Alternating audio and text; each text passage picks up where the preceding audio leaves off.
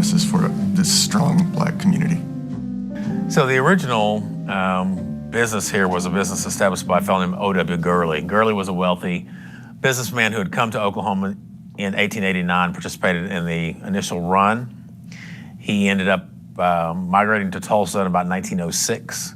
He ended up owning a grocery store, rooming house, bought some land, sold some parcels to other folks, and businesses just proliferated after that. So this was a concentration of primarily mom and pop type operations, small businesses, and service providers like doctors, lawyers, dentists, accountants, et cetera. Black Wall Street, which is a label that's affixed to the community historically, I consider to be a misnomer. Like Main Street really captures what was really here, which is entrepreneurial activity, small business and commerce in an insular black community segregated by law from the heart of the Tulsa metropolis.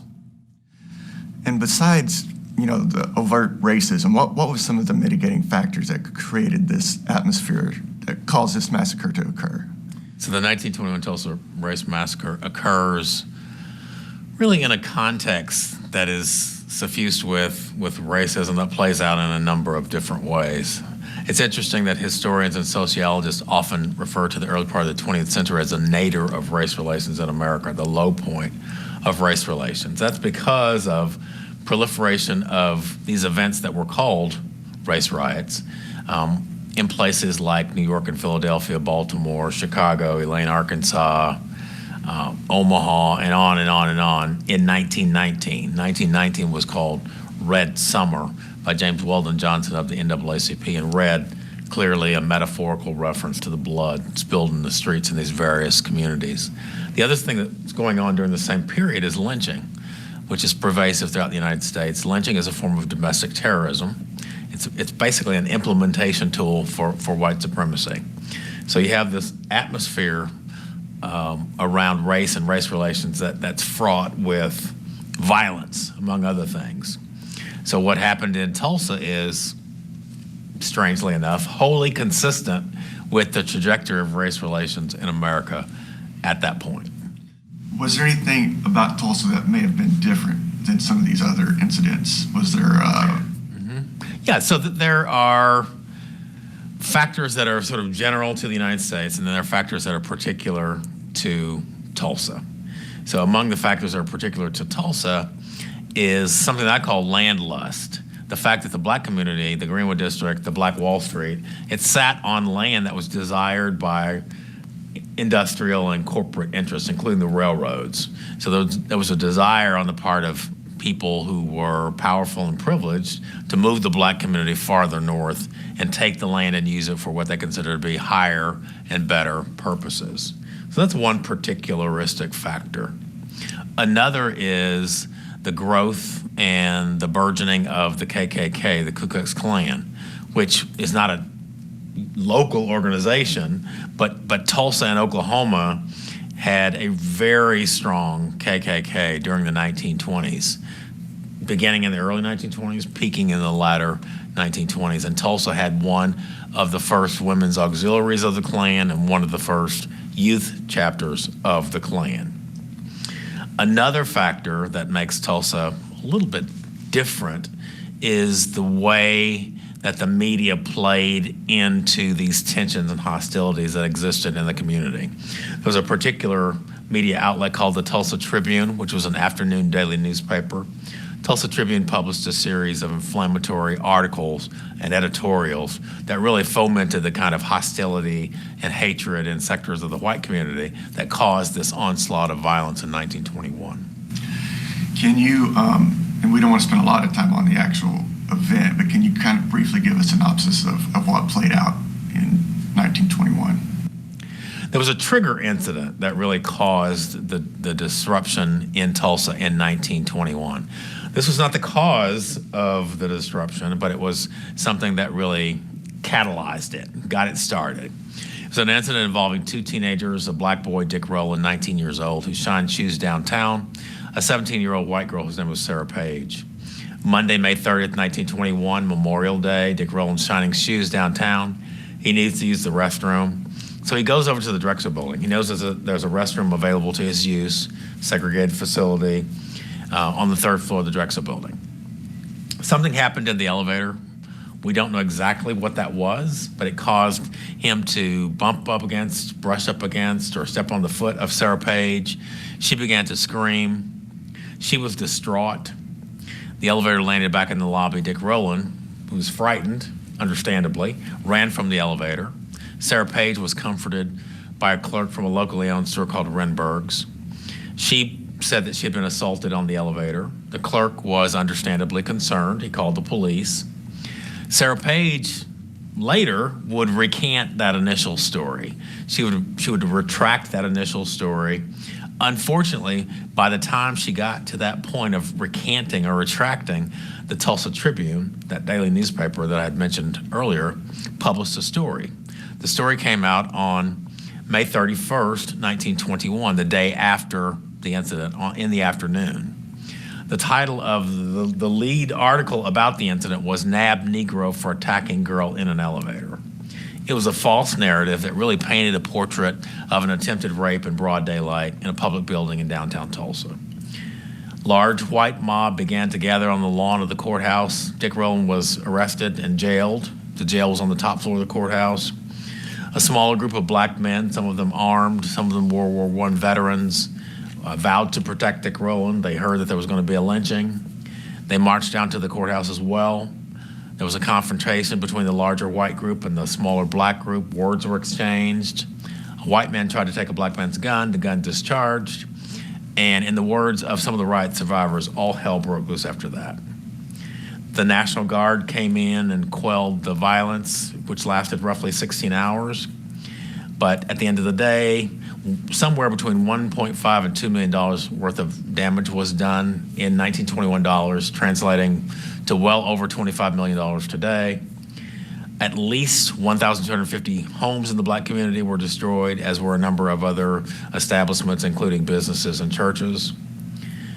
Many black folks were interned, taken to these detention centers throughout Tulsa during this period, very much like people of Japanese ancestry were interned during World War II, albeit for a shorter period of time. And the Red Cross provided relief, food, shelter, clothing. Red Cross was called Angels of Mercy by both the black community and the white community for their incredible work. And there were instances of white compassion as well. First Presbyterian Church downtown, Holy Family Cathedral downtown, both provided basic post-massacre relief, food, shelter, and clothing. And there were a number of instances of white employers of African Americans, people who had domestics or butlers, who kept those people on the south side of town when they heard about the melee going on to the north. So the story here, though, is not the massacre. The story is the people. So I tell people the overarching theme here is the human spirit. And if we look at it that way, then it's ultimately an uplifting, triumphal history that we have to tell. Were there any repercussions for anybody with that occurred, that came out of this event? Yeah, ironically, the repercussions, the negative repercussions actually were meted out against the black community, not the white community. So nobody was ever charged and convicted with the violence that occurred in terms of the massacre or property destruction. Most insurance policies did not pay off because they had exclusionary clauses, which said we don't pay damages in the event the damage occurs as a result of riot or civil unrest.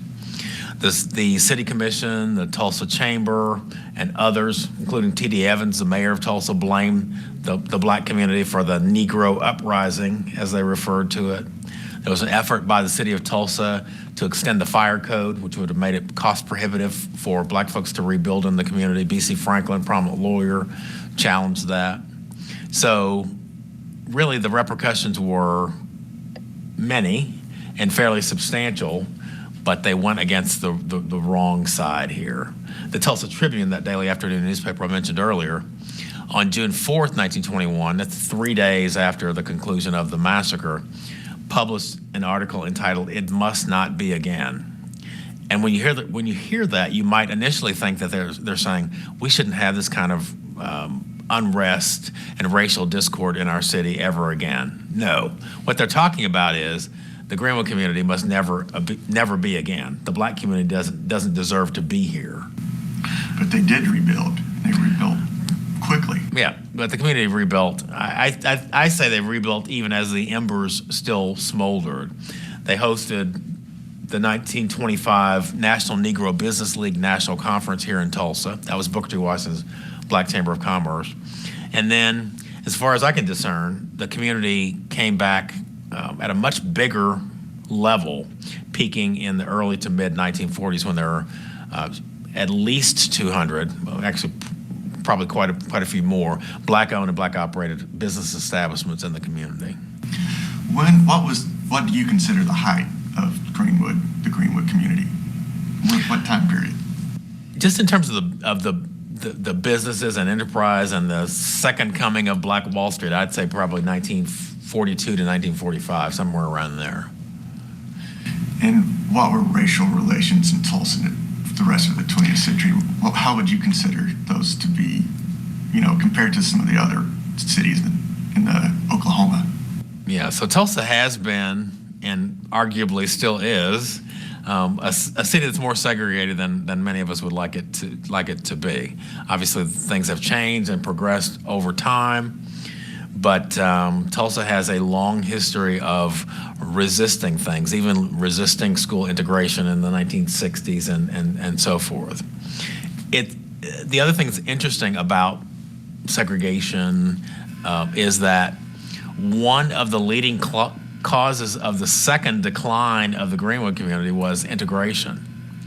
So integration is something that many black folks in the community fought for and really sacrificed for, but integration ultimately undermines the financial foundation of the Greenwood community and really harms it in that regard. The other thing that harms the Greenwood community, again, later in the 60s, 70s, and 80s, is urban renewal. So what happens with urban renewal, not just here in Tulsa, but in other places. I've spoken in Indianapolis and Minneapolis and D.C., talk about urban renewal and projects like highway locations or relocations. Oftentimes, urban renewal projects, even benign ones, adversely affect communities of color. And here in Tulsa, the Interstate 244, just barrels right through what was the heart of the Greenwood community. And Interstate 244 was completed, I believe, in 1972 or 1973. Really, almost the death knell for the community. Yes. So I'm a native Oklahoman, and being a historian, I get asked all the time, or get told all the time, I never heard of this. How come I never heard of this growing up in our school system? Can you address why the massacre wasn't really well known in the 20th century? There are a number of reasons that cause what some people will call a conspiracy of silence. If we think about it, 1921, what does Tulsa look like in 1921? Tulsa is on an upward trajectory toward becoming the self-described oil capital of the world. Tulsa is trying to build a reputation as a cosmopolitan American city. So the leaders in Tulsa have an interest in minimizing what happened in 1921. There are a number of other factors, I think psychological in nature, that play into obfuscating or hiding this history. One is simply fear. There was fear in the black community that if we continue to talk about this or elevate this, maybe it could happen again, and we're in the midst of rebuilding. There's what we would call now post-traumatic stress disorder, the sort of debilitating stresses that one can get from traumatic events. There was shame in sectors of the white community, people who perhaps could have intervened in some way to at least limit the violence and didn't act. So all these factors coming together, I think, create an environment in which the history kind of goes underground. So there was no interest on the part of people who could have put this into the curriculum and could have incorporated in the textbooks. They didn't really have any interest or incentive to do that. And so it never got done. And I think the real impetus for the kind of reform that's occurring now, and it's been occurring for the last at least the last 2 decades, comes from the establishment of the Oklahoma Commission to study the Tulsa Race Riot of 1921. As you know, of course, that body was convened in 1997, issued a great report in 2001, and that report was a fact-finding report and a report that made recommendations with regard to reparations. But it got a lot of attention, and it got a lot of attention in part because of timing. So that report, which again talked about reparations, which was a hot topic in 2001. South Africa was in the midst of a Truth and Reconciliation Commission. There were conversations all over the world about reparations. So this American incident that was being elevated got lots of attention. Can you talk a little bit about someone I really respected was Don Ross and his efforts to create that first commission? Yeah, Representative Don Ross, former Representative Don Ross, and the late Senator Maxine Horner were really instrumental in creating the commission.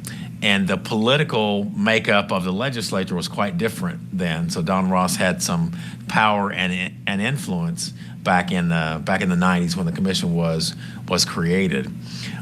But he did something that I don't even know that at the time he knew how valuable this would be.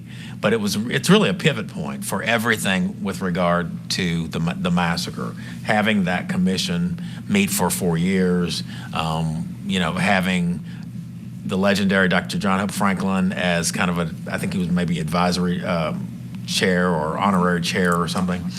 The work of that commission really propelled conversations about this history, and it was the basis for a number of books that have since been written, articles, discussions.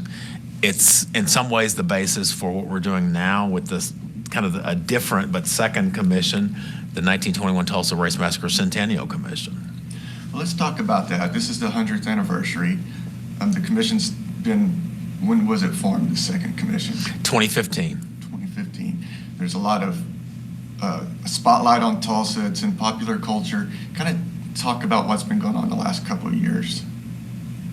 So the commission really sees itself as a body that's charged with leveraging the rich history of the Greenwood district. So we want to rekindle that entrepreneurial flame that was once here. We want to make sure that education around this history is holistic, that it's shared broadly, that we provide curriculum materials for teachers and access to information for teachers. So we're doing things like we run a summer teachers institute, which teaches teachers the history, the substantive history, but also pedagogy. How do we teach this history to various audiences? How do we come up with curriculum? Let's design some sample curriculum as part of the institute process.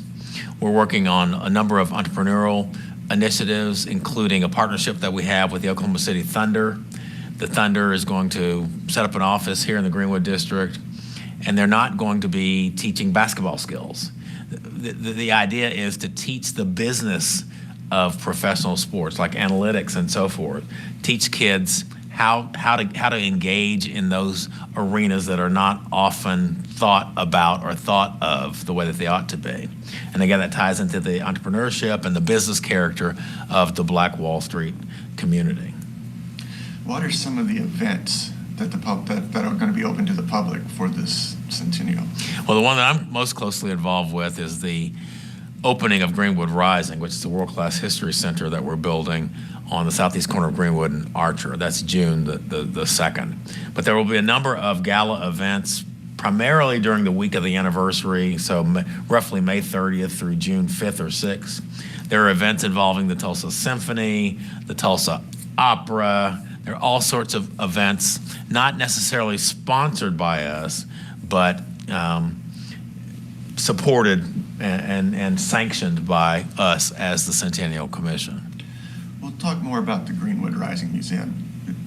What kind of museum is it going to be? What's the message that it's going to try to convey?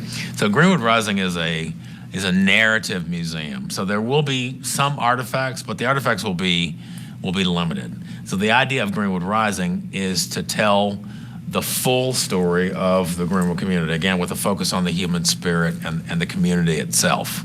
There are 4 principal galleries. So the first gallery is the Greenwood spirit. So it talks about the roots of the community. How did black people get to Oklahoma in the first instance? What's the relationship between Greenwood and the all-black towns in Oklahoma? What about the freedmen, the people of African ancestry who were members of the 5 civilized tribes and received land allotments? How did that play into the health economically of the Greenwood district? So in Greenwood spirit, the first gallery will have a unique worldwide exhibit, which will be a barber shop, and the barbers will be holograms, and they'll be talking about Greenwood history, engaging with one another and with the patrons who are getting their haircut in that area. The second gallery is systems of anti-blackness. So it talks about things like the 1919 Red Summer, race riots as they were called, but it also, of course, highlights the massacre in great detail. The third gallery is Changing Fortunes, talks about what happened post-massacre. There are ups and downs, so let's explore those. And then the fourth gallery is Journey to Reconciliation, a space in which we talk about how do we connect the dots? How is the history that we've just experienced as patrons of Greenwood Rising related to the current challenges that we face around race? So what lessons can we take from our history that'll allow us to confront challenges like Black Lives Matter, mass incarceration, educational deficits, healthcare disparities? And then there's also a space in the final gallery in which people will be able to get in touch with their own agency, their own ability and responsibility to make a difference in our current world around racial reconciliations. So what is it that I am going to do as a patron of Greenwood Rising going forward to make a difference in terms of racial reconciliation in Tulsa or in my community? If I'm from Chicago or Indianapolis or New York or Los Angeles, doesn't really matter. We all have challenges in our communities around race, and we all have a responsibility to act on those challenges. I know when the first commission was doing their work, there was a lot of national attention that was brought. Documentaries, Wall Street, a lot of national publications were doing stories. Have you seen that again with this 100th anniversary coming up? Virtually all media outlets are doing stories of some kind. And then sort of private entities like Russell Westbrook and LeBron James both have media companies, and they're both doing documentaries on this history. Oprah's network is doing a documentary. I personally have talked with the New York Times, the Wall Street Journal, all manner of publications locally and some abroad who are doing pieces on this history. Again, and that's because people rightly see this history as emblematic of parts of American history. So it's a window into discussing issues around our history, which is also connected to current cultural events around race, right? So the shooting deaths of black men at the hands of police officers, for example, those are tied inextricably, in my mind, to our history. And what is it about our history that allows us to connect those two things, even though they may have happened 100 years from one another? Well, one of the things that's remarkable with regard to Greenwood Rising specifically is the support that we have received near and far. We're building this history center at a cost of around $30 million. We raised $30 million, we're almost there, in 2 years. It's pretty amazing. So these are corporate donors and foundations, but they're also individuals. There was one lady, I want to say she's from Atlanta, I can't remember exactly where she was from, but sending in a small amount on a periodic basis just because she feels connected to this history and wants to support this effort. So we know that, again, we're not unique. We have a lot of work to do in this community, but I don't really know any community that doesn't have a lot of work to do. And we have to do it in increments. You know, it happens over time. We know that Greenwood Rising is not the be-all and end-all in terms of race relations in Tulsa. It just moves us just a little bit farther down the road to reconciliation.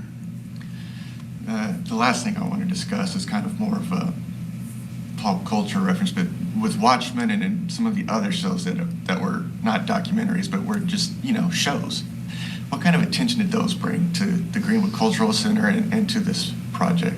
Well, Watchmen, I know for sure, brought a lot of attention to the history, which is a great thing. I mean, at one point I would have been a little bit leery about folks who want to fictionalize the history, because I'm sort of nonfiction aficionado. But I think what happens in reality is people are clued into these historical events and they want to know more. They realize that they're watching fiction, but they want to know what elements of this are actually true. And then the next question, as you raised earlier, why didn't I know about this if it is true? So we actually have a relationship with the producers of Watchmen. Damon Lindelof, who's a producer, he actually made a contribution to Greenwood Rising. And his contribution was, I want to say it's like, it's some variant of 1921. I can't remember if it's more than $1,921. Maybe it's $10,921 or something like that. But anyway, he is personally interested in the actual history, and I think they did a wonderful job, at least in terms of their imagination of what it must have been like to be in the midst of the core part of the massacre. I can't imagine a more robust, vivid depiction of that scene than what they did. They did a great job.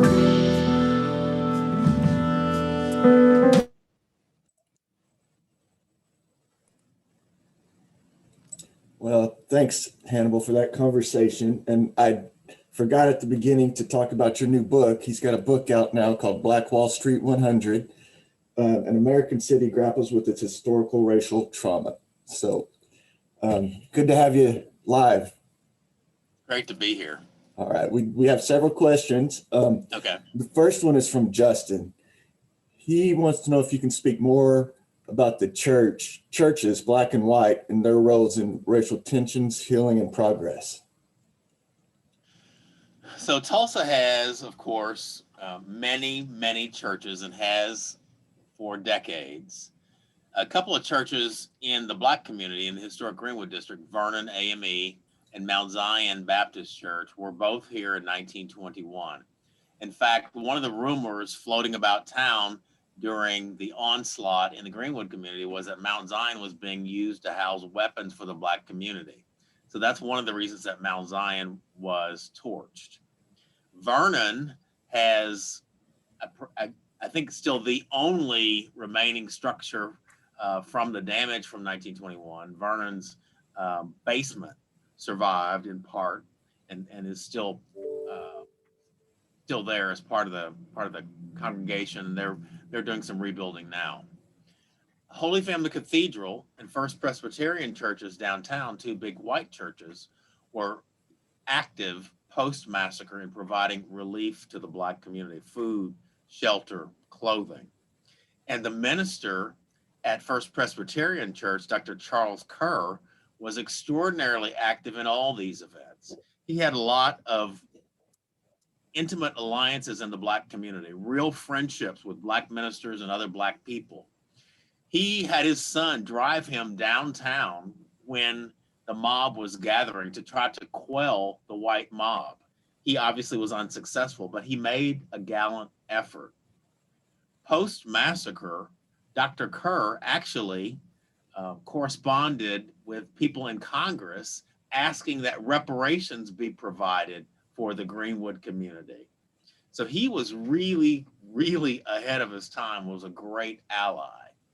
And then if you look at the newspapers after the massacre, there are a lot of statements from churches and other communities expressing shame for what had happened, what they had allowed to happen in Tulsa, that they hadn't taken steps to prevent this outbreak of violence. So the church community was an active community in 1921, as it is an active community in 2021 in the Tulsa community. Sherry pointed out that as we did the interview, we were surrounded by photos of survivors. How important were their stories to reconstructing the events of the massacre? Survivor stories are really, really important. And one of the things that Larry knows well, because he was actively involved in the Oklahoma Commission to study the Tulsa Race Riot of 1921. That was a state-created commission, created in 1997, met through 2001, issued a final report on February 28, 2001. Eddie Faye Gates from Tulsa, a historian, sat on that commission. And one of the responsibilities that Ms. Gates took on was to identify and interview all the living survivors that she could find. So at the time, there were more than 100 living survivors. And Eddie Faye Gates interviewed most of those folks, and those interviews are chronicled at the Oklahoma Historical Society. So it's an invaluable resource and research tool. Dr. Franklin wants to know what success you've had with curriculum design and incorporation of the massacre into the Oklahoma education system. Through the Centennial Commission, we've had really a great relationship, I have to say, with the Department of Education, even with the governor, lieutenant governor. Everybody is on board in terms of the need to include this history in the curriculum. And Oklahoma state standards now address this history as part of American history and as part of Oklahoma history. And here in Tulsa, we have a strong collaboration with Tulsa Public Schools. Tulsa Public Schools right now, even as we speak, is working on curriculum design to infuse this curriculum at all grades, K through 12, not just in the history discipline, but in other disciplines as well at age appropriate levels. So we're making extraordinary headway. One of the things that we want to do going forward is perhaps work with textbook companies, which tend to be regional and which tend to want to eliminate controversial information. We want to do more work with textbook companies and make sure this history is included in a substantive way. And we also have floated the idea of including some questions about this history on state mandated exams, which will give teachers yet another incentive to teach the history. Right. Terry points out that a lot of African-American history in Oklahoma has not had an incentive to be taught in the school system, including, slavery among the 5 tribes and other things. Why do you agree, and do you think this has overshadowed any of that history? I think as a general matter, and not just in Oklahoma, but everywhere, the history of let's call them vulnerable or marginalized people has not been incorporated in the regular curriculum. I am a great fan of the late Professor Howard Zinn, who talked about creating a people's history of the United States. So let's talk about a people's history of Oklahoma.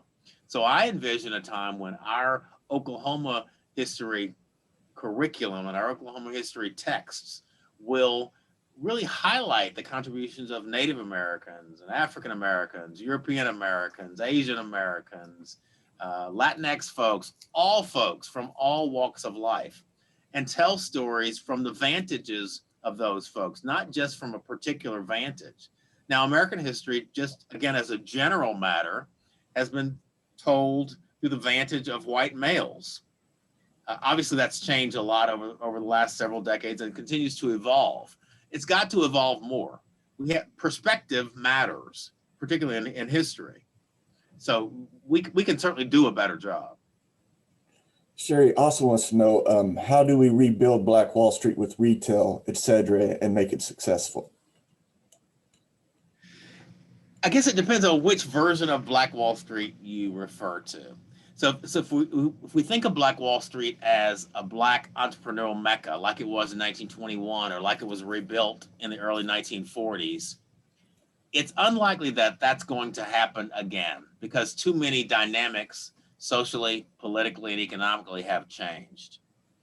What is Black Wall Street today really is very much a different beast. We live in an integrated community. So it's an integrated Greenwood district, integrated Black Wall Street. It's different kinds of interests, from residential to commercial to entertainment to educational to religious to cultural. it's a community in search of a new identity, a new iteration of Black Wall Street. But I think we are united even today in this community in understanding our history and wanting to leverage the legacy of historic Black Wall Street for the good of all of us who are here today. The other thing that we're working on specifically in the Centennial Commission is making sure that people understand what I call the Black Wall Street mindset. And that is, they have an appreciation for the incredible individuals who created a remarkable community back in the teens and in the 1920s. Those people did that against great odds, against really blatant and vicious racism. They were successful nonetheless. So what we can do is embrace that indomitable human spirit that they had and understand that African Americans can be entrepreneurs and can be economic engines. We don't have to concentrate our efforts into sports and entertainment. We can do all sorts of things. And then with that Black Wall Street mindset, that can-do spirit, we also have to understand we're not limited geographically to a segregated area like the Greenwood District founders were. No, the world is our oyster, and because of technology, we can take that Black Wall Street mindset. It's portable. Take it wherever we want to be. And we can take it in real time, or we can take it virtually through technology. So again, Black Wall Street mindset is important, and the leveraging and the understanding of the history which created these possibilities for us is of the utmost importance. Garrett would like you to talk more on how integration harmed Black Tulsa development. Well, if we think about why the Greenwood community existed as a business community, it would not have existed had it not been for segregation. The reason that Greenwood District businesses and Greenwood District service providers like doctors and lawyers and accountants and dentists, the reason they created this economic presence on this island that we call the Greenwood District was because they were shut out of the mainstream white-dominated economy. I call it an economic detour. They went to the gate was shut, nobody would open the gate. They were forced to come back to the Greenwood community and create what they needed. Dollars circulated and recirculated in the confines of that community. It created a sense of economic empowerment and created a certain level of relative wealth. When integration happens and people are able to spend their money outside the community, the dollars don't circulate as much in the community of the Greenwood District. That was Black Wall Street. Goods and services are available outside the community at different price points, perhaps better price points because of economies of scale. That undermines the financial foundation of the Greenwood community. That, coupled with changes in the economy structurally, the Greenwood District, called Black Wall Street, was really, in my mind, much more of a Black Main Street. These are small businesses, mom and pop type enterprises. So changes in the macro economy, a lack of a systematic mentorship process harm these businesses as well. So when people would get older and die and retire and move away, the businesses would fold with them. So it's all those things, including integration, that really harmed the financial underpinnings of the community. Don wants to know if you know where the misnomer and the name Black Wall Street came from. As best we can tell, Black Wall Street derives from something that Booker T. Washington said about the community and calling it the Negro Wall Street of America.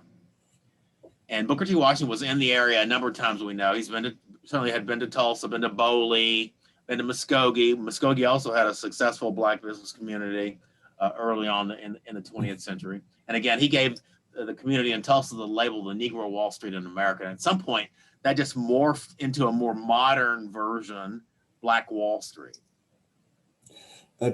Dr. Franklin wants to know what percentage of Blacks and freedmen relocated after the massacre, and where did they relocate, if you know?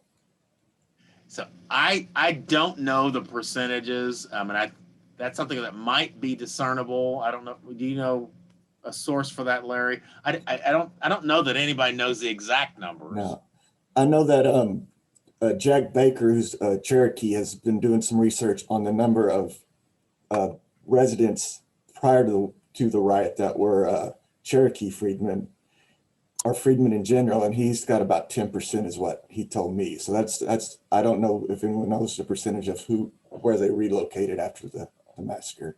I've heard anecdotal stories about settling in some of the black towns. Okay. And that makes Yeah. abundant sense to me. That would be a safe haven for folks fleeing from here. Tabernacle Baptist would like to know if you know what materials are available for use in Oklahoma libraries. What materials? Yeah, if the commission got anything available for Oklahoma libraries. Yeah, so the website for the Centennial Commission is tulsa2021.org. And on the website, you'll find there's some curricular materials, there's some lesson plans.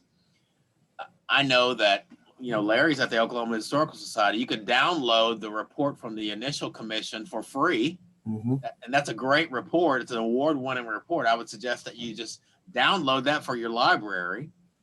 And there are all sorts of other materials that are available for purchase, including books, documentaries, and other resources that are available at your disposal.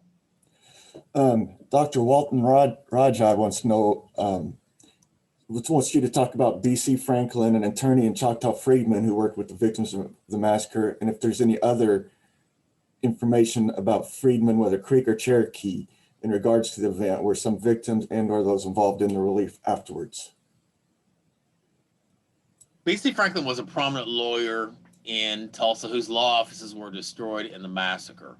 He actually helped a lot of the victims with their legal claims, and he's most known for challenging the extension of the Tulsa Fire Code, which would have made it cost prohibitive for people to rebuild in the Tulsa community.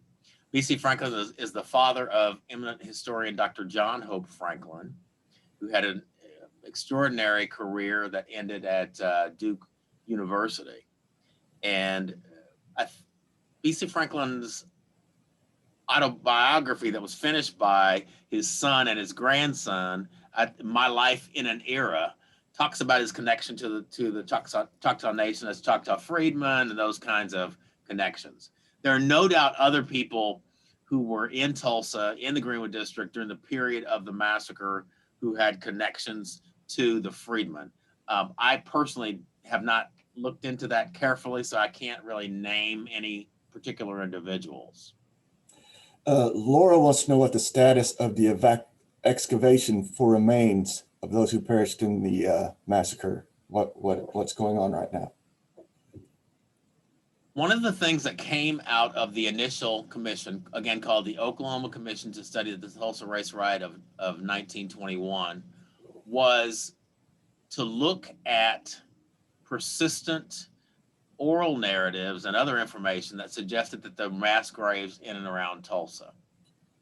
So if you look at that report from 2001, you'll see a section on just that, the possibility of mass graves. The commission engaged an archaeologist, and the archaeologist looked at some possible sites for mass graves. The most likely site was Oak Lawn Cemetery, which is just adjacent to downtown. There was some archaeological work done 20 years ago with the existing scientific equipment. That equipment detected anomalies under the ground, which suggested the possibility, at least at that particular site, of a mass grave.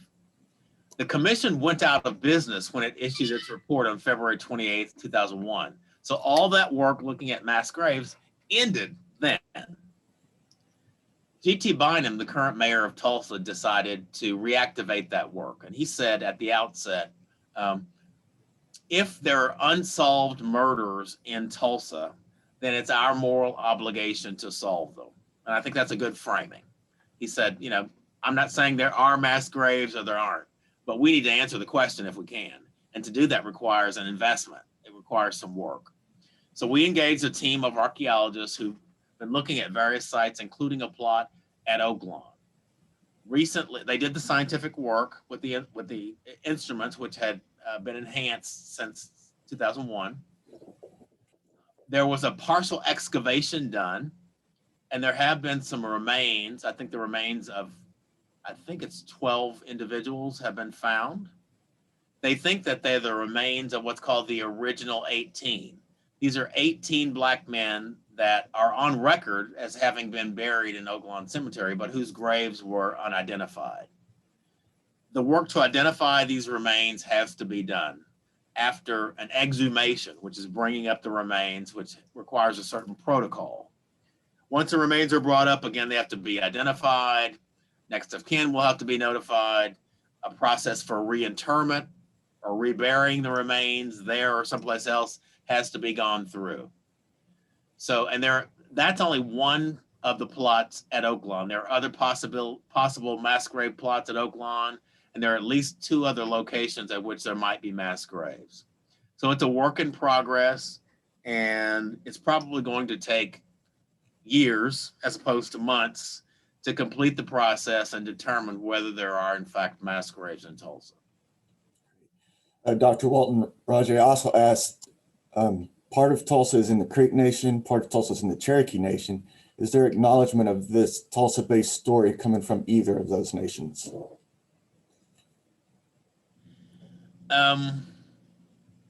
Interesting. What I can tell you is that we're opening Greenwood Rising on June 2nd. Greenwood Rising is the history center in the Greenwood community. And we are acknowledging the land. We have a land acknowledgement statement as part of Greenwood Rising. So part of the land in the Greenwood district was once owned by Cherokee Nation, part was owned by the Muskogee Creek Nation. And we're doing a land acknowledgement in Greenwood Rising. Now, whether the Muskogee Creek Nation and the Cherokee Nation somewhere talk about this part of their history, I'm not absolutely sure, although I know that we have certain groups and entities like the Greenwood Cultural Center has strong relationships with, for example, the Cherokee Nation. And so there is cross-fertilization. I just don't know what the documentation is. One last question, we're running out of time. Do you have any updates on the events that are going to be happening at the anniversary since we last talked? So you can find the events for the centennial on the website, tulsa2021.org. I don't have them sort of in my head because my focus has been on Greenwood Rising. I'm the local curator for Greenwood Rising, working in conjunction with a group called Local Projects out of New York City. And it's been a great experience. It's been a lot of work. We're on an accelerated schedule because we really wanted to open by the anniversary. So what I would encourage everyone to do is to make sure that you come to Greenwood Rising, either on the opening or thereafter. And I want to hear from you what you think about the experience. I think you'll like it. Thanks, Hannibal. Let people know your website where they can get your book. So my website is HannibalBJohnson.com, spelled HANNIBAL, B as in boy, Johnson, JOHNSON.com. And you'll find my books there. You'll find articles. You'll find various interviews and videos and so forth. And if you want to take a shortcut, I won't be mad at you if you go to Amazon.com to get the book. All right. Thank you, Hannibal. This has been great. Thanks. Thanks.